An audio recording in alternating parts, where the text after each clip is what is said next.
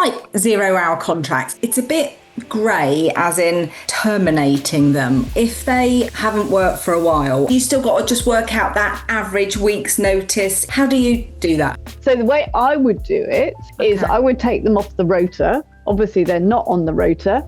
And you say, right, I'm giving you a week's notice. You're not scheduled to work, so they don't get any money because they're 0 hours. Now, if they're part-time workers, that's a whole different thing. Yeah. But if they've actually got a 0 hours contract with the correct wording, then if they're not scheduled for work and you pay them that's how I would do it. Nadia. What we're talking about here is not immediate termination. Now, usually when we talk to you, was like, sack them today, pay them in lieu of notice. So this is the opposite, the advice that we usually give you. What you would do here is you would say, we no longer need your hours, whatever, we're terminating your employment. With a week's notice, your termination date is X, and that date will be a week in the future. And then you just don't give them any shifts in that week, and then you owe them the money. And the other thing to remember is that you need to double check the notice in your contracts and make sure it is actually a week, because a lot of the contracts, you'll find that it's only a week during the probation period, and after that it becomes a month. It's not the week's notice that is usually the problem per se. It's the fact that if they are over 2 years continuous service on your payroll, you can't just give them notice. Under the 2 years, absolutely, you can just say, yes, thank you very much for your service. Here's your P45. And I wouldn't worry about it too much because most, like you say, most 0 hours, they're students. They're not actually working for you at the moment. They don't care. But if they're over 2 years, you can still do that with students. What we tend to say, though, is that you would do it after, for example, the summer.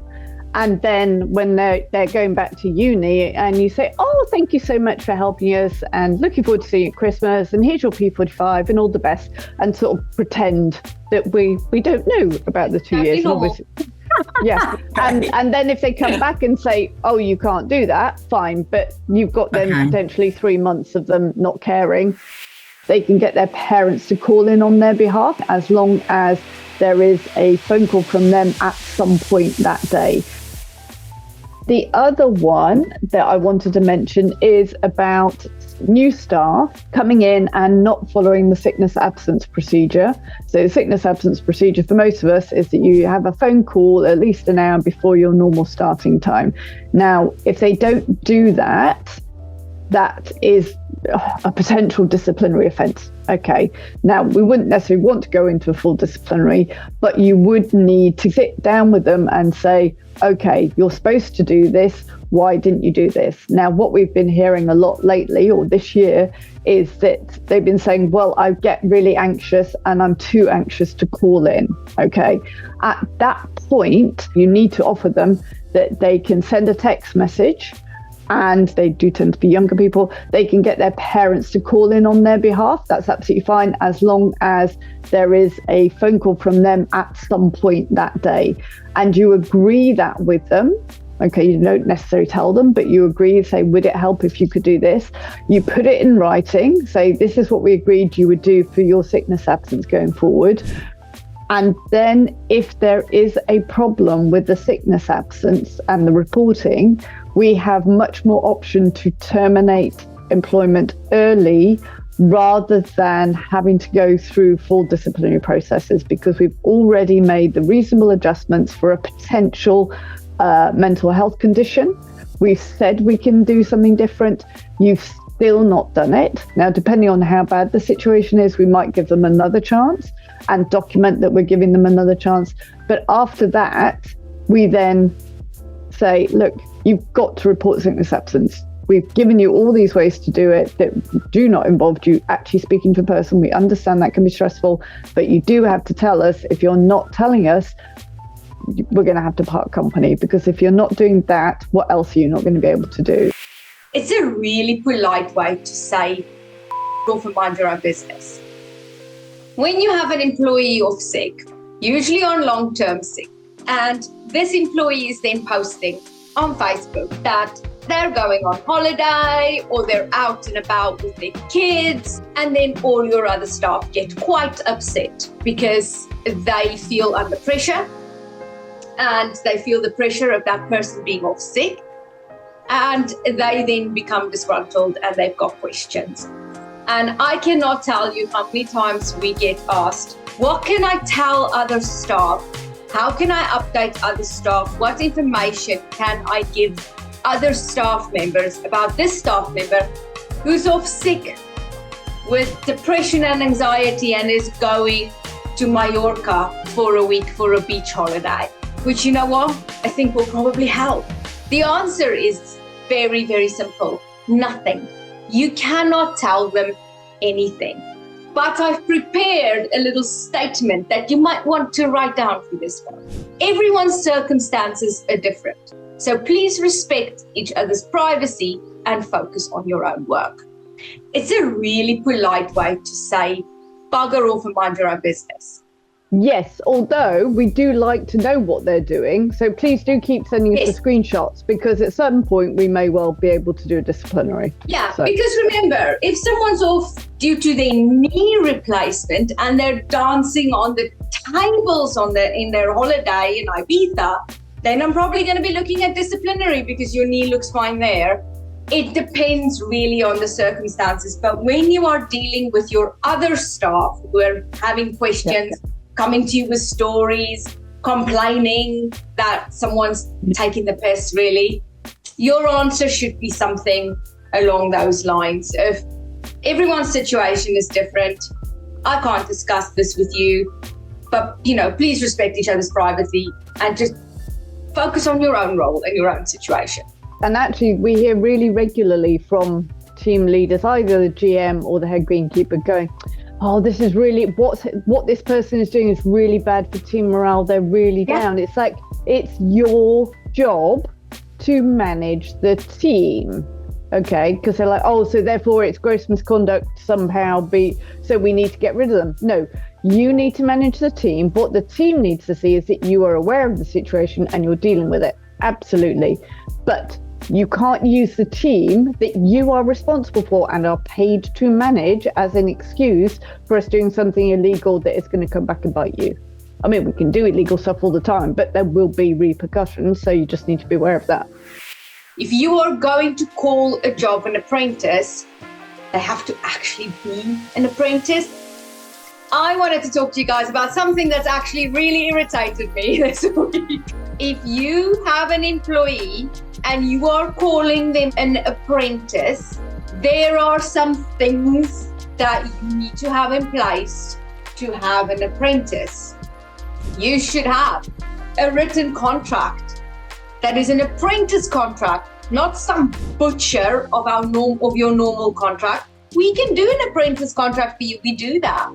You should have a training plan that is in place together with some sort of formal plan. They need to be on some sort of government plan or with a college enrolled or something like that. You can't just call someone an apprentice because they are your junior or your trainee greenkeeper. Bloody hell, pick a different name. But apprentice is a very specific thing and it has very specific meaning to it. So you have to have an agreement. They have to be enrolled on a proper program. No, you cannot have a cost agreement to get back the money if they leave early because you didn't pay for it, the government did. So you can't claw that money back. And there needs to be supervision for apprentices. You don't just hire them and then leave them to it and then fire them 6 months later because they can't do the job. That's not how it works. And you'll end up in a situation where you'll end up having to pay the rest of their apprenticeship or a portion of it because you've taken on an apprentice and actually you're failing at having an apprentice, not the apprentice failing at their job. Now, don't get me wrong, there are gross misconduct situations. And there are really poor conduct that we've seen. We have dismissed apprentices for gross misconduct. You can do that.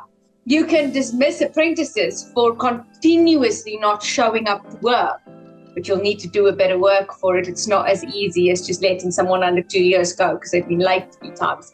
Just keep that in mind. If you are going to call a job an apprentice, they have to actually be an apprentice and you have to commit to the 2 years of having an apprentice, to that 2 years of training. We don't want to hear 6 months or 10 months in, oh, but they can't perform and they can't do the job. That's because you hired someone really cheap who's never done a job before and you have to teach them. That's how it works. But what I've seen a lot this week is people who have called jobs apprentice greenkeeper, specifically an apprentice chef, when actually that is just the name you picked to give it because it's your most junior person or it's your trainee person or it's your casual, and that's not really right. Like, call it one of those things, but don't call it an apprentice. Just keep that in mind, because if you come to us and you say, I have an apprentice greenkeeper that I want to fire, we hear apprentice and we expect specific things to be in place. We have a greenkeeper in another club who is coming back and is alcohol dependent, is a recognised alcoholic, and he's trying to stay sober. And he has fallen off the bandwagon a few times, but now he's okay, he's coming back. And we said, okay, well, you know now that he's officially alcoholic. That is on the sick note. So when he comes back, he is working with heavy machinery and dangerous chemicals. And as we know, greenkeepers are out usually by themselves. Now, it's not good, absolutely not good if he kills himself. It's so much worse if he kills somebody else, because he's drunk and he's messing around, okay? So there is a duty of care, a huge duty of care on the club to make sure that he is safe and not drunk. Now, normally you could say, oh, we're going to do random drug testing. That's when you don't know if you have a problem or not. If you know somebody is an alcoholic, you absolutely don't do random drug testing. You absolutely make a condition, as we have, that he gets a swab test as soon as he gets to work to check that he's sober, and at the end of working day, so that we know he's not been drinking on the heavy machinery, okay? And as soon as one of those comes up positive for alcohol, we go into the investigation process and disciplinary process. Doesn't mean that he's automatically going to be dismissed, but we start the disciplinary process. It's interesting how much pushback there was from the club, having gone from, oh, we don't want him back, to, oh, do we have to test him? Oh, because it's really a lot. It's £10 a swab. That I know we're not trying to throw money away, but I mean, honestly, for the safety of everybody, including this greenkeeper, that is peanuts, absolute peanuts. And I fear, unfortunately, that he's not going to manage it, but we need to make sure that it's a safe working environment for everybody, including this greenkeeper. And this is a really easy way to do it. I don't know how they were thinking of doing it. They said, oh, well, we'll do it randomly. Based on what? When he crashes the mower? No, let's do it proactively. Alcohol addiction is not a disability. Addiction of any kind is not a disability. Unfortunately, addiction often goes hand in hand with other mental health and physical health issues that can be protected characteristics, that can be disabilities. But alcohol dependency or any addiction of any kind is not actually a protected characteristic. It's not actually a disability. It's just being aware of the safety aspect. I want people to be safe, and it's just interesting. It always reminds me of the car companies back in the day, 1970s, where they're like, oh, do we have to have seatbelts? I mean, people could just be more careful and just brace themselves. And it's like, what is wrong with being safe? What is wrong with stopping people from dying? I don't understand that. So there you go. Alcohol. Somebody coming in to work under the influence of alcohol or suspected under the influence of alcohol. Just run through me what we should do if we suspect such a thing to be affecting a performance. If they were still on site, you would really be wanting to do an investigation with them straight away, honestly, to see if you can smell alcohol in their breath, to see if you can almost get them to admit to it. They've already been sent home. It's then getting witness statements immediately from all the people who interacted with them as to what they observed in their behaviour. Not whether they thought they were drunk, but just what they observed. And then we would, when the person comes back into work again, we would then be doing the investigation with them and saying, right, talk me through what it was yesterday. And some people will admit to it and say, really sorry. Others will pretend it's medication, in which case, tell me what medication it is. it's interesting when medication is used, not for the drunkenness, but for lying. It's like, oh, it's a side effect of my medication that I lie. And you're like, no, I don't think so. Okay. So it's really doing that investigation meeting. So I'll send you through the meeting structure, but it is to get the witness statements from people who've interacted with that person, and then as quickly as possible to do the investigation meeting and then potentially go to a disciplinary. We don't do tests. You can do swabs. You can buy them off the internet that you do a mouth swab. And if you've got one of 5 different things, it will turn pink or something. But it's a bit like the drink driving thing. It only counts if you have a blood test. And we're not doing blood tests. We can't get that organised. So it's much better to do it on the behaviour rather than whether they're drunk. Okay, and if suspected and obviously smelling of alcohol, has to go home immediately, or? Yes, absolutely. Yeah. They want to report her to HMRC. There's nothing to report. She's not breaking any rules by having a small part-time job that's probably paying her peanuts. This club was getting very frustrated with one of their employees who was on maternity leave. She had not been clear before she went on maternity leave how long she will be taking. And as we find, most people are not. They're like, well, I might take the year, but if I can't afford it, I might come back after the pay stops, kind of thing. If that happens, if you don't have someone saying to you, I plan to come back on this date, then you always take it as the full 52 weeks. And if they then want to come back earlier, they must give you 8 weeks notice of this. This club has done the opposite. Because she wasn't specific about when she would be returning, they have decided that she is due back at the end of the 39 weeks, which is the paid time, because that's when they have to stop paying her. So that's when she has to come back. And they have been hassling her. I mean, messages, emails, phone calls weekly to try and get her to tell them when she'll come back. She's been on maternity just over 5 months. So they're getting really edgy. They're like, any day now, she's got to come back. She's not talking to us. They are at the point that they want to sack her because she refuses to confirm that she'll come back. And she's at the point where she stopped answering their questions because she's like, I'm not sure. What's made them even more angry is that she's actually working a couple of days a week part-time at a local stables. So that has made them even more angry because they are upset that she's on maternity leave and getting maternity pay, but working somewhere else. And they want to report her to HMRC.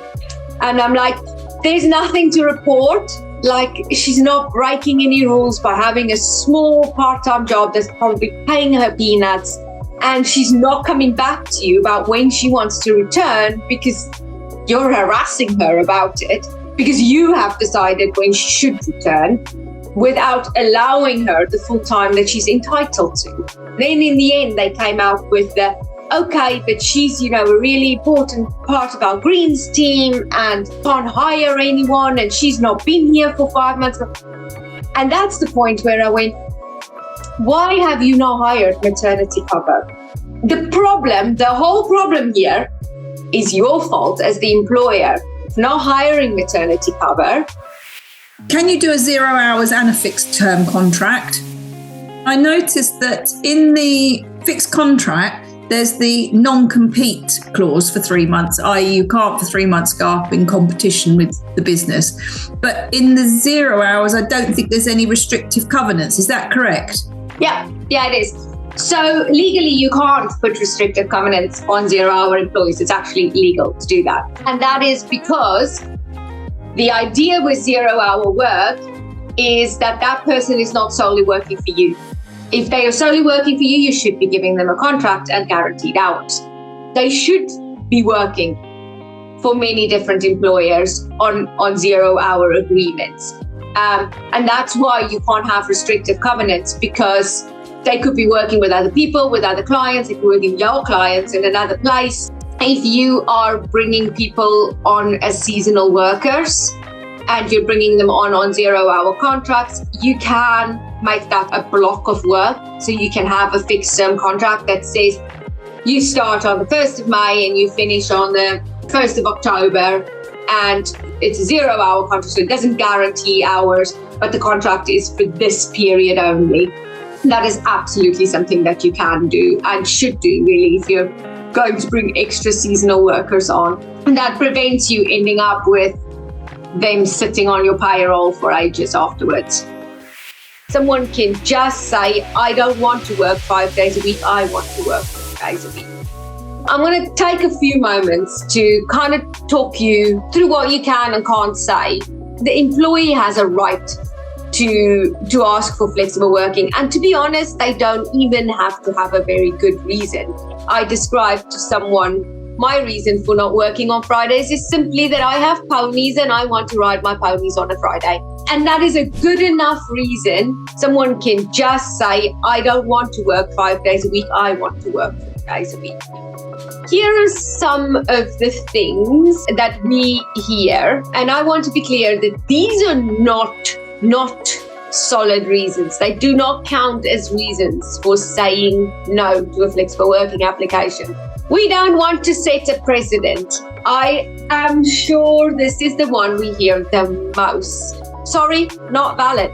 You can't say no just because you're worried someone else might ask as well, and you're going to open the floodgates and everybody's going to want flexible working. Well, first of all, everybody's allowed to apply for flexible working. So you're not opening the floodgates, it's already open. Each request has to be considered individually. You might have approved one request and approved a second request that doesn't impact so much, and then someone else is coming with a request that isn't doable now due to the working hours or something. And then you would treat that individually, each one, and then that one might not be approved because you might not be able to fit in the working hours. So it doesn't mean that because you've said yes to one person, you have to say yes to everyone. It's not fair on the rest of the team is another favorite that we get.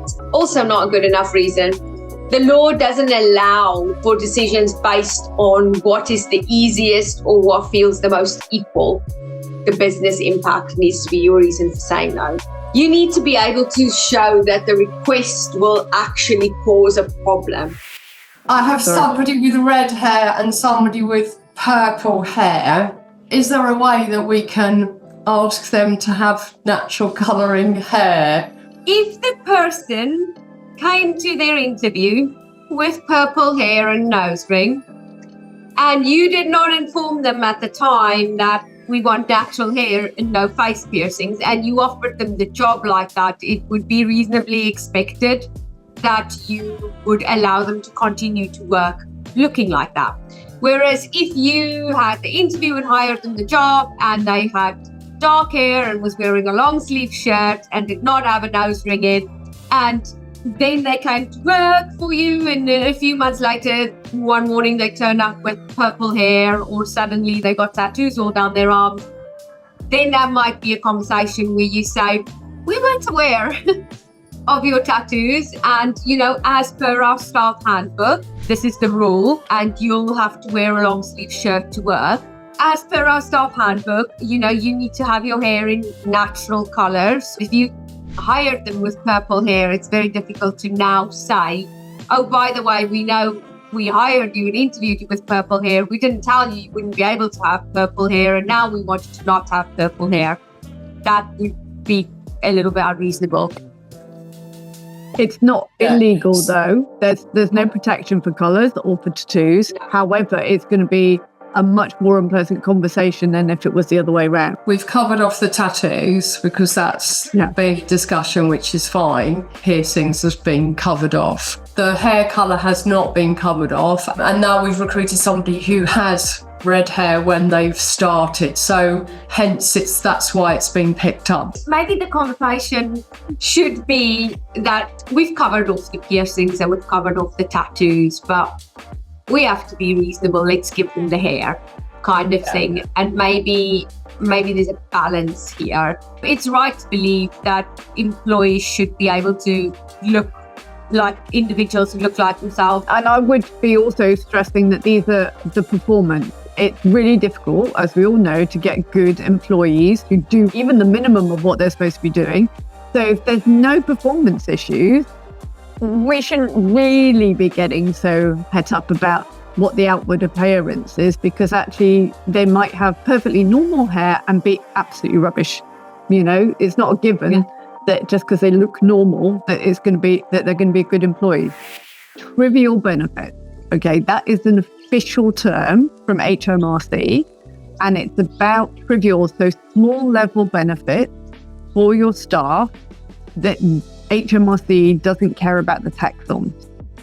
So a trivial benefit is something like a voucher up to the value of £50 per person. You can give up to £300 worth of vouchers per person per year without it being a taxable benefit. It's not supposed to be for performance, because that would then be a taxable thing, because it's like a bonus. I'm going to say HMRC doesn't really police these. As long as it's £50 per person, they really don't care. Above that, you're going to have your bookkeeper/accountant go, okay, well, there's tax due on this. But £50 per person you can do. And you just say, thank you for March, that's great. Or happy Easter. And there you go, that's fine. It's not allowed to be a voucher just for food or drink. So you're not allowed to give them Waitrose vouchers, but you can give them John Lewis vouchers that could be used at Waitrose. So that's a way of rewarding staff as well, without there being any taxable benefit. And people quite like having, basically, it's tax-free money. So you've got a voucher, you go and spend it. It might be worth talking to them about what type of voucher would be the most value to them, but it is a nice way to give them a little bit more without the taxman getting any of it. Other examples of trivial benefits as well, you know, giving someone a bottle of wine or sending someone a bouquet of flowers on their birthday or when they're ill, or those kind of things are also considered trivial, you know, as long as they fall under that sort of £50 mark. You don't get to run over anybody, let alone your boss, and expect to stay in your job. I've just come off of another phone call with a mini horror story. So this is a golf club.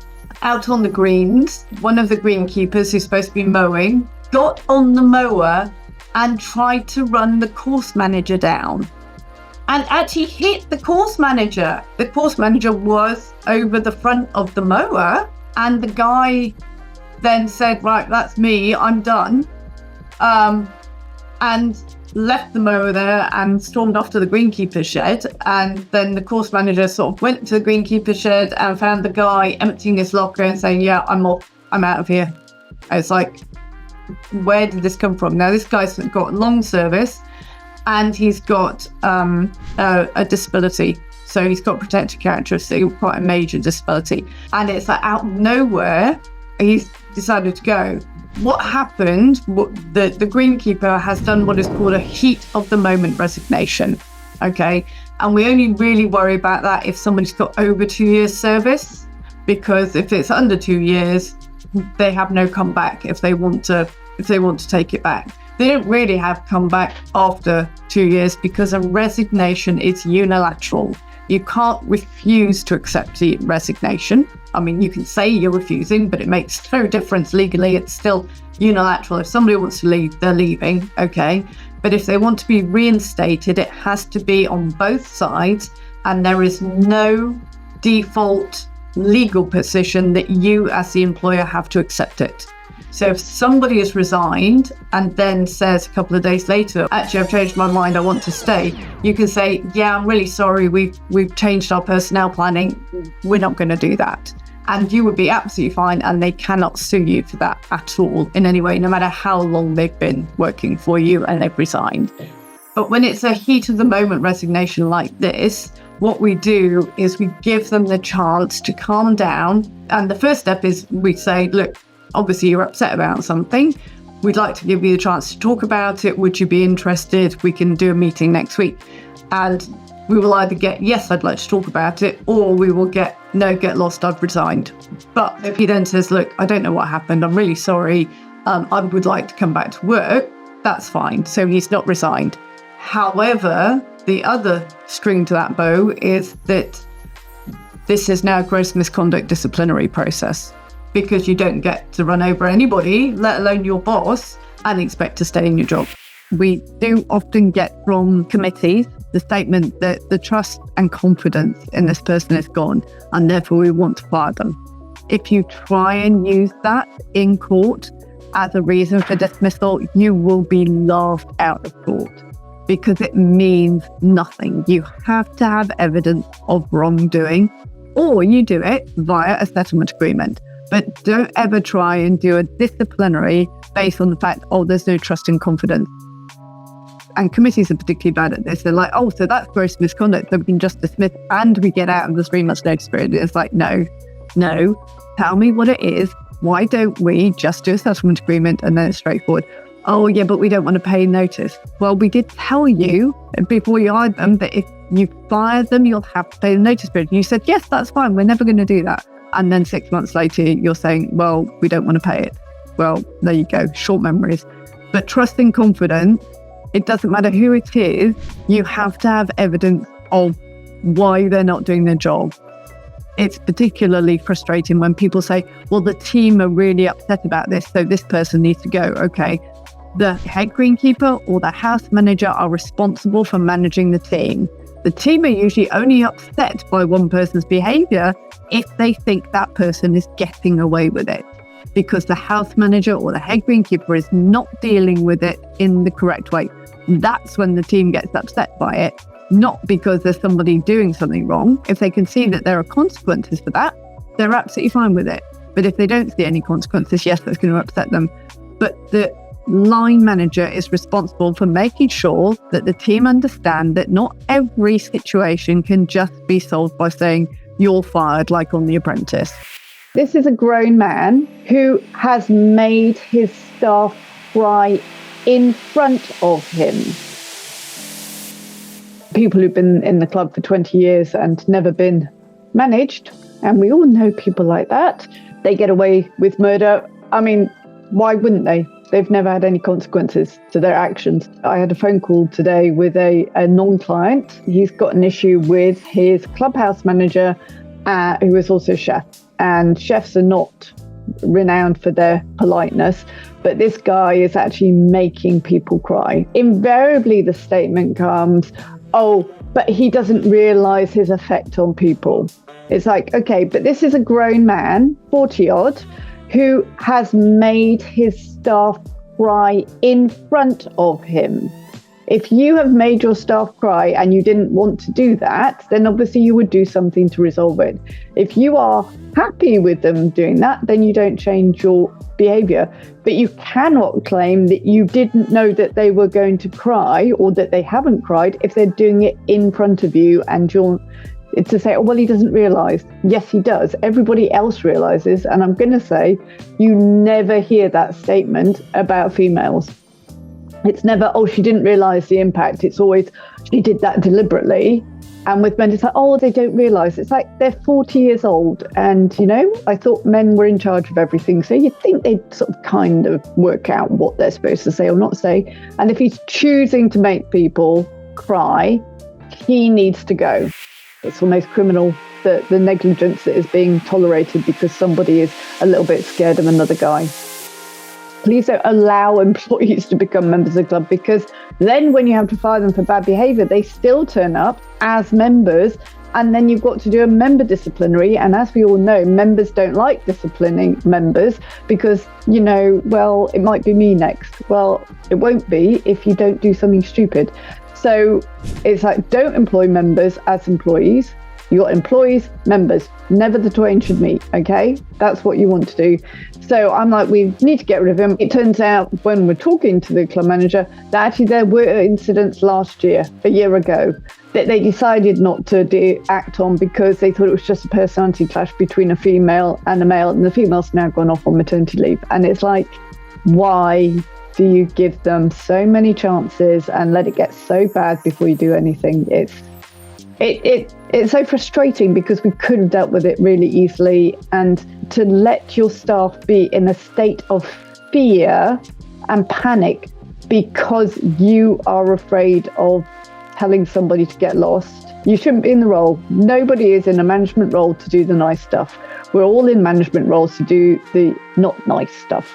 And much as that is not great and nobody looks forward to it, that is what you're paid for. You're not paid to do the nice stuff. You are paid to deal with the difficult situations. And if you're not willing to do that, you shouldn't be in a management position. It's almost criminal, the negligence that is being tolerated because somebody is a little bit scared of another guy. If it's demotion versus termination, you should always terminate. The head greenkeeper came to them and said, actually, could he please be demoted? Now, we're not usually happy about that. I'm hoping it works for them, because if you've been in charge and then you are taking instruction from somebody else, a lot of people find it difficult to not be, grumpy teenager about it, or make snide remarks, or, oh, that's not the way I would do it.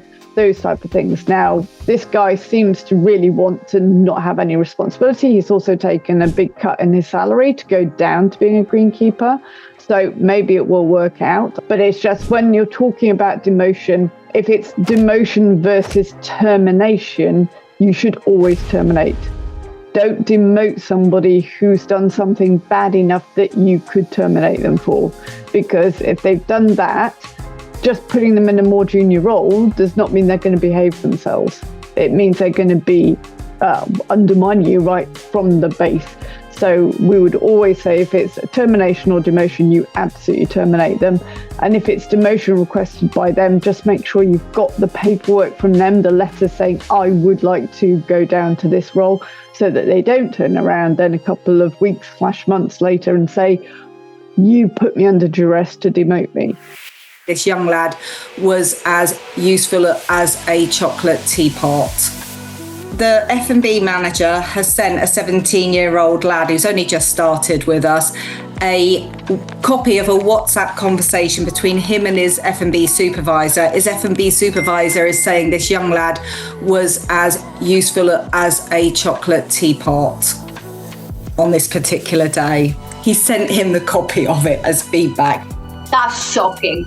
I think you need to have an investigation meeting with that manager before sending that information. And I think you probably need to have a word with this 17-year-old person, and he might want to bring his mum along, and I probably wouldn't put too much of a fuss up in this specific situation about that, and say, look, we apologise, it's unprofessional, that's not how feedback should be shared, we're really, really sorry. And please carry on as you were. What we don't want to hear is in 2 or 3 weeks' time, someone coming and going, we want to now dismiss that employee because they are a chocolate teapot. Because unfortunately, that's going to be harder. I think they both should be investigated. It's also not professional feedback. So what the manager should have said to the supervisor was, no, how is that any helpful feedback? I need to have, what is he actually doing wrong? How are we going to improve it? What have you done? Telling me he's a chocolate teapot, yes, that's very amusing, but that actually doesn't help. That conversation should have taken place. And the manager should not have sent it to the employee, because again, it doesn't help anything, does it? The horror stories that I have had this week are around disciplinaries and a complete lack of process when it comes to disciplinaries. So we've had 3 processes this week where the process has not been followed. For example, in one, they just informed us that they had given someone a warning. Can we please write up the warning for them? Actually, can we please check this warning for them? That they have just given someone with 0 process. By the way, all head greenkeepers, and it's a shame because it's not their fault. But with this hot weather, there is just no way to keep your greens nice. One of the clubs just gave someone a warning because the greens weren't in good condition. Just no process, no investigation, nothing. Just here's a warning. 2 clubs did something similar where they did very sort of shady processes. One did a meeting, but they did it on the tee around the problem. So that was apparently the investigation meeting. There was no recording because it was just a couple of men standing around a tee talking about the problem. So this person was just invited to a disciplinary with no evidence, no allegations, just a time and a date and who the meetings were, because the greens look bad. And in another situation, There is a lot of performance issues with the greenkeeper. Nobody's talked to him about any of it before because there was a complaint about the greens and he was told to water the greens and he didn't. They want to fire him for all of the problems. And again, there's been no investigation. They don't really want to do an investigation. They just want to fire him. Been there like 25 years. They just want to fire him now, today, because the greens are a problem. So I just want to remind you, it doesn't matter what the situation is and how desperate you think the situation is and how angry you might be about the situation and how many complaints you're getting from your members or your clients about the situation. You always have to follow the rules in terms of disciplinaries. You have to do the investigations. You have to do the disciplinary hearings. It's absolutely fine to say after 6 months, actually, this isn't going to work out and part company. Being too nice to staff who are not performing. So this morning I did a without prejudice conversation with an employee who basically they've been performance managing for 18 months.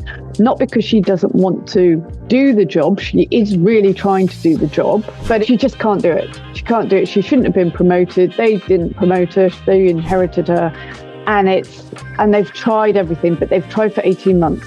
And while that's really nice and generous of them, there is no requirement for you to try for 18 months to get somebody to work. 6 months is more than adequate. They have been doing review meetings, they've been doing changes, they've been doing reasonable adjustments, they're doing all of that.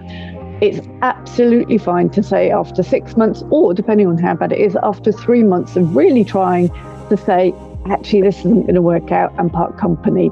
But the fact that she made it past the 2 years, she was in a more junior position beforehand, and they didn't part company because they were trying to make it work, means that now we're coming, and she has had these review meetings to say, look, this isn't great, should we do it? She didn't understand what's going on, and we've rephrased it, and we're going to obviously send an explanatory email to her. But it's just, this could have been a much easier conversation, a year, 18 months ago, while she was in her trial period, while she was under 2 years. Look, mate, it hasn't worked out. We're really concerned about this thing. This seems really, really dishonest, and we're just actually not comfortable continuing your employment. We're going to need to let you go. Front office manager started with us. The hotel manager got a phone call from another hotel manager saying, I've just had an induction lunch with him, so I'm expecting him to start with me, but he's actually employed with us. So he signed a contract with us and told us he'd start within a month, and he signed a contract with the other place and said he'll start in 2 months. He's saying, yeah, I went for a free meal. I went for a lunchtime with the manager. So clearly we want to look at dismissing on the grounds of gross misconduct. He signed a contract with us. It's a breach of trust and confidence. It's none of those things, I'm sorry. No. So you can let him go. You can just say, look, mate, it hasn't worked out. We're really concerned about this thing. This seems really, really dishonest, and we're just actually not comfortable continuing your employment.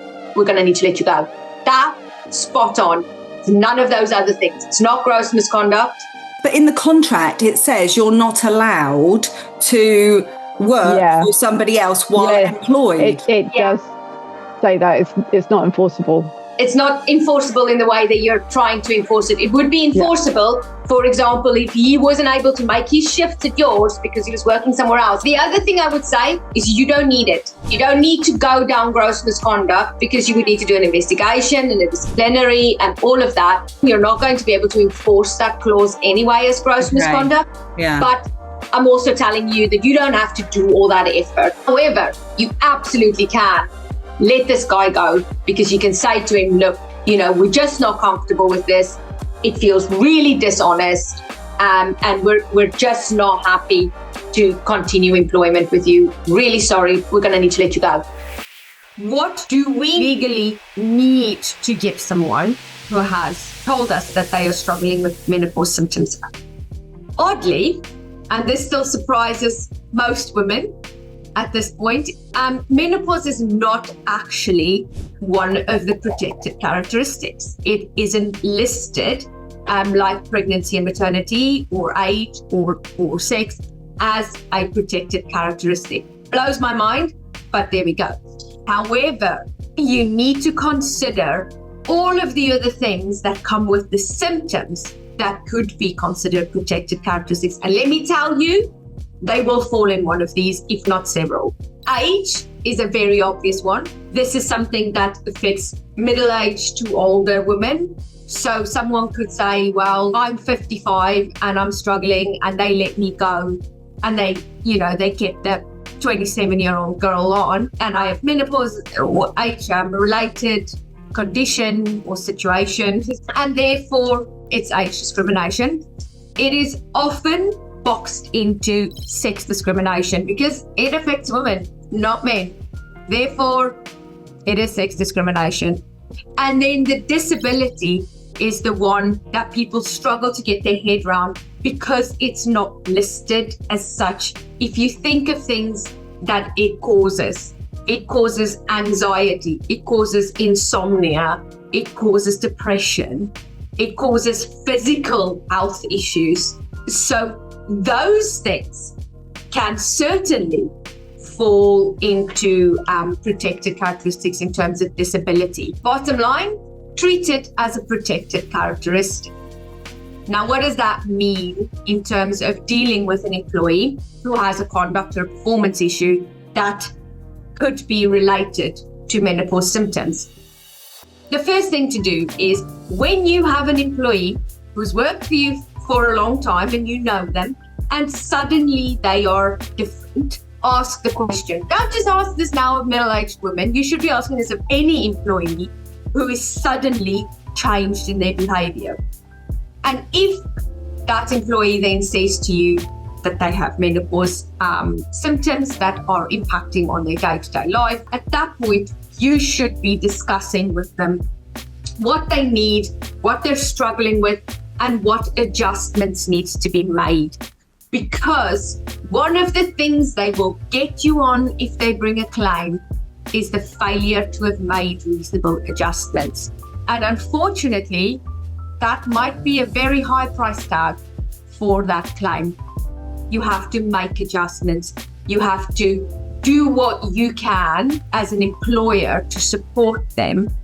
And then if you continue to have problems, come talk to us before you do anything else, please. I've got some staff who are on a 40-hour contract, and sometimes they like to finish early because it suits them. But obviously, when it's a 40-hour contract, we're obliged to pay them 40 hours. They're obliged to give us 40 hours. But what happens when they actually really don't mind not being paid their 40 hours and they actually want to leave earlier? This is something that we don't normally see with people on 40-hour contracts, especially in hospitality, in hotels, because they tend to work so many hours anyway that it doesn't matter. It is something that we very regularly see with people on variable hours contracts. So I'm kind of going to just do both for you. I'll start with people on variable hour contracts or part-time hours who are working paid per hour, basically. So you might have someone who's contracted to work 16 hours a week, but they regularly work 20 or 30 or whatever, and they want to go home early from a scheduled shift. If they say, oh, we're not busy, boss, can I go home early? You'd be like, yeah, no problem, just going to mark off here. You're going home 2 hours early, so you won't be paid for the 2 hours. No problem, off they pop, and that's sorted. So that's really easy for someone on variable hours. However, if you have someone on full-time hours, you need to be a lot clearer about this. You need to say, you can go home, but you understand that you are contracted to work 40 hours. So if that means you're only going to work 37 hours this week, those 3 hours will either need to be unpaid or you can use holiday if you want to. And if they say, yeah, I'll just use it as holiday hours, whatever they say, just kind of make a record of that somehow so that you have a record of why you've paid them less. We've got someone on long-term sick and she's been on a phased return for about 2 months now. I just wondered if there was a maximum period or if there's anything we should be doing. There isn't a maximum period for a phased return. Generally, they can last anything between a couple of weeks and sort of 6 months. But that's not a hard rule. A good way to handle it, though, is to do regular reviews with her every couple of weeks or so, see how she is, see if she can make small increases to build up towards her either her previous role and hours, or if she can build up towards where you guys are aiming. So maybe you're never aiming to get her back to full duties and full hours. Maybe you're aiming to get her back to 30 hours a week and doing her normal job, for example. So the idea is just to meet with that person regularly, not applying pressure, but reviewing where they are and slowly but surely seeing if it can be built up. If they approached us and wanted to reduce her hours, would that be a flexible working request? That depends. Right. Okay. The correct answer on paper is yes, it's a flexible working request. The blanket answer is if you're happy with it, just say yes and to confirm it in writing. If she's saying, I know I used to work 40 hours, I'm on this phase return, I can see I'm never going to get back to 40 hours. Yeah. Can I reduce my hours to 30 hours? And you guys are thinking, yeah, that kind of works for us. Then just say yes, absolutely, no problem. And you confirm it to her in an amendment letter. If Perfect. You have niggles about it, or you might want to negotiate on how many hours or shifts, then ask her to do it in a flexible working application, because then you can go through a process that allows you to give an outcome. I have a cleaner on my staff. She's on 0 hours. She's been working every day since the 23rd of September, 5 days a week. And last week, she unfortunately fractured her arm. The doctor has signed her off for 6 weeks. She does qualify for SSP based on her rate, but she's on 0 hours, so I don't know if that qualifies her. And also she wants to know if she can take a combination of SSP and leave for these 6 weeks, because she'll get more for leave pay than SSP. Okay, so I'll start with your first question, which is, I suppose it is, how much do I have to pay her? Because she's on a 0 hour contract, but she's been working full-time hours. You have to pay her weekly SSP in line with the average hours that she's worked over the last few months. So if she's been working 15 hours a week, you should be paying her SSP for 15 hours a week. And you really should get her contract updated. Now, the second question, it is not the correct use for holiday to substitute sick pay with holiday pay. That is the by the book answer. However, it is perfectly acceptable, as she has requested it, to say, this is not normally the correct use for holiday, but on this one occasion, I would be happy to do this for you because you have this much holiday. And then allow her to take a day or two of holiday a week while she's off sick if she wants to, because it will help her financially. The only thing I would say is don't do this as a rule for people. Make sure she understands this is a one-off. Don't allow her to use more holiday than she's accrued, because if she then doesn't want to come back at the end, you've got a mess. Thanks for watching. If you want a free tribunal audit of your employment contract and handbook, click the link in the description below.